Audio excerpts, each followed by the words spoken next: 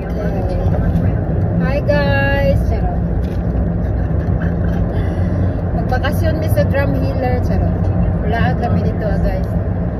Mulaag mi sa ano. Mulaag mi sa Drumheller to see Tyrannosaurus Rex. Tyrannosaurus Rex ba day? Yeah. Tyrannosaurus Rex. Basta si Rex, di T-Rex. Dinosaurs. We're going to visit Tyrannosaurus Rex. And then today guys, my vlog is about, among topic is moving from anywhere in the world to Canada. So muna siya guys. Si Ate Lena here is, ba 18 years ka natin? Opo. 7. Ay, dili. Dahil pati kinali ko yung microphone. Mali. Siyempre na, dahil ko yung microphone. Nasa tumbag. Lalagyan kita ng microphone. Kala mo, hindi ako ready ah. Dahil pa, naday ko yung mic.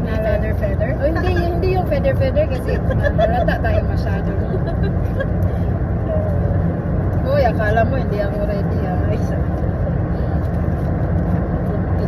Kaya nga si ate, ang nanay ko, ano, sa'yo.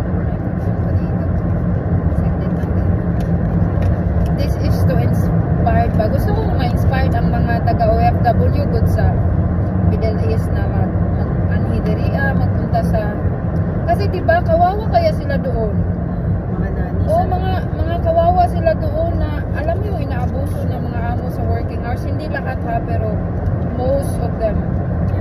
Working hours nila, walang pahinga, grabe.